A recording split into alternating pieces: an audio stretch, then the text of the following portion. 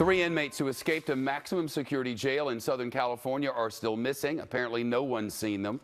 Investigators say they may be getting help, though, from a local community to stay off the radar. And a prosecutor who's been handling the case against one of these guys says he's downright diabolical, like a movie villain. In our wall today, the inmates who broke out of this jail in Southern California, Santa Ana Jail. Each is accused of some very violent crimes, including murder. We reported yesterday, investigators say the men on Friday cut their way through metal, squirmed through the jail's plumbing system, then rappelled down 4 stories using bed sheets and towels. Hundreds of investigators have been looking for these inmates. They're asking for help from anybody in nearby neighborhoods with large Vietnamese populations. That's because officials say 2 of the inmates have deep ties to that community. Their names, Jonathan Tu, Bach De Wong. Investigators say they could be hiding among family, friends, or even fellow gang members. And then there's Hossein Nayari. Back in 2012, prosecutors say he and a couple of other guys kidnapped a man, burned him with a blowtorch, beat him with a pistol and a rubber hose, and then cut off his genitals. After the arrest, he jumped bail. He was on his way to Iran, we're told, when officials in the Czech Republic caught him. Now, a deputy district attorney on that case says she believes Nayari may have led the jailbreak. She told the Orange County Register newspaper, and I quote, "My reaction was, oh my God, they let Hannibal Lecter out. He's sophisticated, incredibly violent, and cunning," unquote. She also told the paper her office warned the sheriff's department about Nayari's past, but that they simply weren't careful enough. Let's bring in Larry Levine. He's a former 10-year federal inmate himself.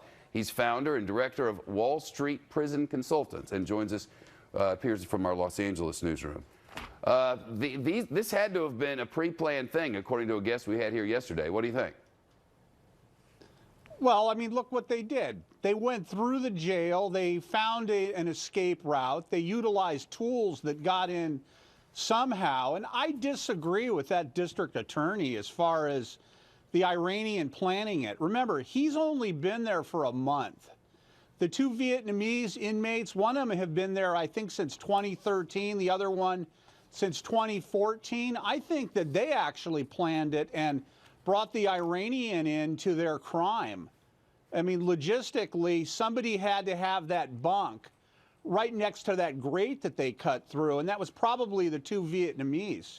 So I believe that the Iranian probably is providing them or provided them outside resources, maybe money, maybe a vehicle or something after they escape. That's what it looks like. Well, so our viewers know, we don't have anything to confirm any of that. What we do know is they had some sort of tools.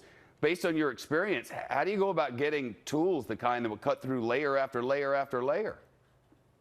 Well, this isn't like upstate New York when Matt and Sweat escaped. You don't have inmate work crews in a county jail that have access to tools. So looks like possibly a deputy or maybe a staff member brought these into the inmates. And it's pretty easy because in the county jails where they have the pods, they have inmate trustees that are pushing book carts between pods. And somebody could have actually put some hacksaw blades or whatever they used in that. Perhaps they put them in the laundry. Looks to me like it was an inside job of some sort. Yep, it does look that way. We'll find out soon enough, hopefully. Larry Levine with us live. Thank you so much. New this hour on